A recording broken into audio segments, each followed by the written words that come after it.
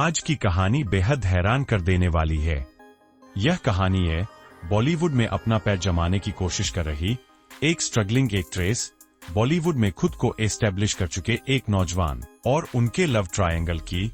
हम बात कर रहे हैं 2008 के नीरज ग्रोवर हत्याकांड की, जिसका फैसला भी बेहद चौंकाने वाला था।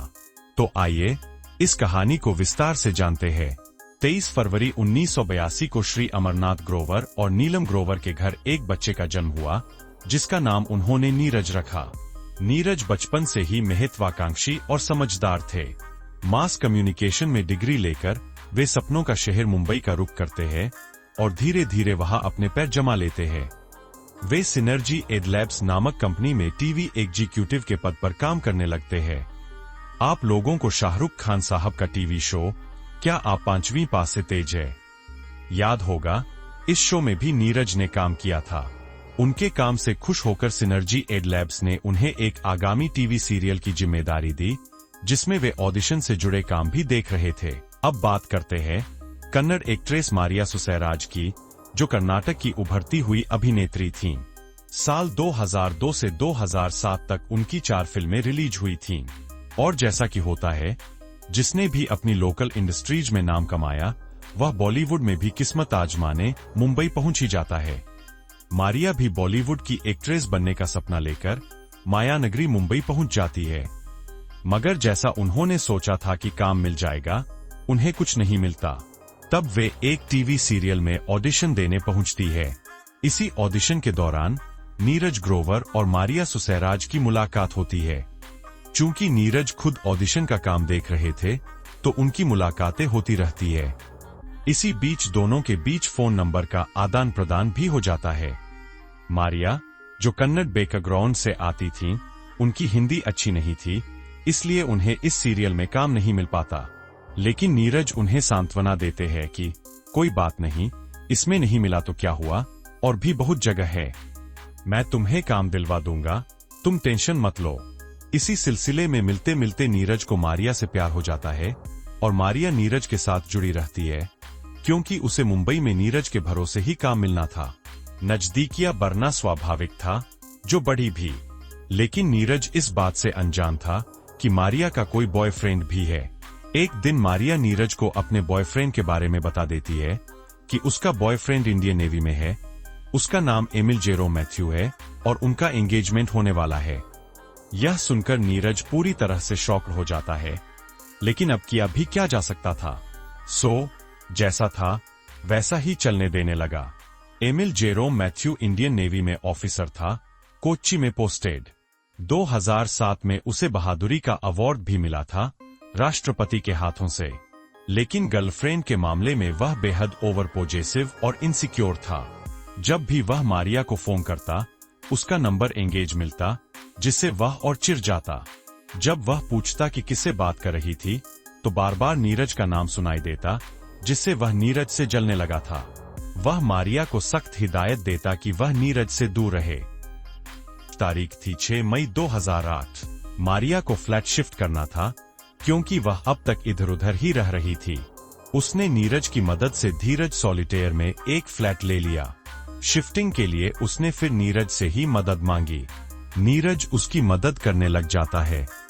इसी बीच रात हो जाती है और मैथ्यू का फोन आ जाता है। पीछे से उसे एक मर्द की आवाज सुनाई देती है। वह पूछता है, क्या नीरज है? मारिया हाँ बोल देती है। यह सुनकर मैथ्यू भड़क जाता है और खरी खोटी सुनाने लगता है। मारिया कहती है कि वह शिफ्ट कर रही है और नीरज बस उसकी मदद कर रहा है, कुछ देर में चला जाएगा। किसी तरह समझा बुझाकर वह फोन रख देती है। उधर मैथ्यू रात भर टेंशन में रहता है। वही होगा, पता नहीं क्या चल रहा है दोनों के बीच। यह सोच सोचकर वह पागल सा हो जाता है और सुबह की फ्लाइट लेकर मुंबई आ जाता है। चूंकि उसके पास वहां का पता था, सो वह 7 मई सुबह ही 7:30 में उस फ्लैट में पहुंच जाता है। वह कॉलिंग बेल दबाता है। मारिया दरवाजा खोलती है और सुबह मैथ्यू को देखकर शॉक्ड हो जाती है। मैथ्यू को तो चेक करना था कि नीरज वहां है या नहीं, सो वह मारिया को एक तरफ करके सीधा बेडरूम में चला जाता है, जहां उसे नीरज दिख जाता है। मैथ्यू गुस्से से आग बबूला हो जाता है और दोनों में पहले जुबानी फिर फिजिकल फाइट होने लगती है। इसी बीच मैथ्यू किचन से चाकू लेकर नीरज पर वार कर देता है, एक के बाद एक, कुल 10 वार। नीरज की वही मौत हो जाती है। कुछ देर बाद जब गुस्सा शांत होता है तो अक्ल ठिकाने आती है, यह सब क्या हो गया। फिर वे दोनों तय करते हैं कि इस क्राइम को छुपाना पड़ेगा। मारिया को मैथ्यू 11 बजे शॉपिंग मॉल से बड़ा चाकू, बैग, रूम फ्रेशनर और बेडशीट लाने को कहता है। मारिया यह सब ले आती है और वे लोग नीरज की बॉडी को किचन में ले जाकर 300 टुकड़ों में काट देते हैं और उसी बैग में भर देते हैं। मारिया अपने एक दोस्त की कार ले आती है और शाम को 4:30 वे लोग बैग को कार में डालकर मनोर के लिए रवाना हो जाते हैं। रास्ते में भायंदर से 2 बोतल पेट्रोल भी लेते हैं और मनोर के आमगांव के पास उस बैग में पेट्रोल डालकर आग लगा देते हैं। रात को 9:30 वे वापस मुंबई आ जाते हैं और ऐसे रहते हैं जैसे कुछ हुआ ही नहीं। उधर जब नीरज ऑफिस नहीं पहुंचता तो उसके साथी उसे फोन करते हैं, लेकिन कोई रिस्पॉन्स नहीं मिलता। 2 दिन बीत जाते हैं, तब उसके दोस्त नीरज के माता पिता के साथ पुलिस स्टेशन जाकर गुमशुदगी की रिपोर्ट दर्ज करा देते हैं। पुलिस भी हरकत में आती है, लेकिन कई दिन बीतने के बाद भी कुछ पता नहीं चलता। इसी बीच पुलिस नीरज के दोस्तों से पूछताछ करती है और उन्हें पता चलता है कि जिस दिन से नीरज लापता हुआ उस दिन उसने अपने दोस्त को बताया था कि वह मारिया के घर शिफ्टिंग में जा रहा है।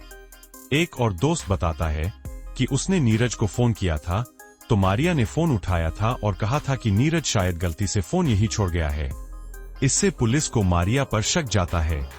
जब मोबाइल हिस्ट्री और लोकेशन डिटेल्स चेक की जाती है तो पता चलता है कि जब से नीरज गायब हुआ उस रात से सुबह तक नीरज और मारिया के फोन की लोकेशन उसी फ्लैट की थी। इसके अलावा यह भी पता चलता है कि 7 मई से 20 मई तक मारिया और मैथ्यू के बीच 1000 से ज्यादा कॉल्स हुई थीं। इतना सबूत काफी था मारिया को पकड़ने के लिए। पुलिस मारिया को अरेस्ट कर लेती है। पूछताछ में मारिया पहले तो इधर उधर की कहानी सुनाती है और साफ इनकार करती है। हाँ, नीरज आया था शिफ्टिंग करते समय, फिर चला गया। अब कहा गया मुझे नहीं मालूम। लेकिन जब पुलिस उस वॉचमैन का बयान सामने रखती है जिसने देख लिया था कि मारिया के साथ एक और शख्स था और वे लोग कार में 2 बैग भरकर ले जा रहे थे, तो मारिया टूट जाती है और सारी कहानी बता देती है। पुलिस एमिल मैथ्यू को भी अरेस्ट करके मुंबई ले आती है और वह भी अपना जुर्म कबूल कर लेता है। पुलिस मारिया के फ्लैट से वह चाकू भी बरामद कर लेती है और इन लोगों के खिलाफ चार्जशीट दाखिल कर देती है। इस केस का ट्रायल 3 साल तक चला और मुंबई कोर्ट से फाइनल वर्डिक्ट यह आता है कि मारिया सुसैराज को सिर्फ सबूत छुपाने में मदद करने के लिए 3 साल की सजा सुनाई जाती है। एमिल मैथ्यू को culpable homicide not amounting to murder IPC section 299 के तहत फ्रेम किया जाता है, जिसका मतलब है ऐसी हत्या जो हत्या की श्रेणी में नहीं आती, इसमें मैक्सिमम 10 साल की सजा का प्रावधान है। साथ ही सबूत छुपाने के लिए 3 साल यानी कुल 13 साल की सजा सुनाई जाती है। चूंकि ट्रायल में ही 3 साल लग गए थे, तो फाइनल वर्डिक्ट के बाद कुछ दिन जेल में रहकर मारिया रिहा हो जाती है। आज एमिल मैथ्यू भी रिहा हो चुका है। नीरज के माता पिता गरीब थे और इन 3 सालों में उनकी हालत और खराब हो गई। कमाने वाला अकेला नीरज ही था, इसलिए वे इस जजमेंट के खिलाफ हायर कोर्ट में नहीं गए। साथियों, आपको क्या लगता है, क्या यह इंसाफ था? एक आदमी की जान लेने वाले को सिर्फ 10 साल और उसकी मदद करने वाली को 3 साल। क्या यह सजा पर्याप्त थी? आपके विचार क्या है? कमेंट में जरूर बताएं। यह थी नीरज ग्रोवर हत्याकांड की सनसनीखेज कहानी। अगर आपको हमारी मेहनत पसंद आई हो तो इस वीडियो को लाइक करते हुए शेयर भी जरूर करें। अगर आपने अब तक क्राइम का खेल चैनल को सब्सक्राइब नहीं किया है तो चैनल को सब्सक्राइब कर बेल आइकन जरूर दबा ले। क्राइम की दुनिया से जुड़ी ऐसी ही कहानियों के लिए हमारे साथ लगातार जुड़े रहे। धन्यवाद।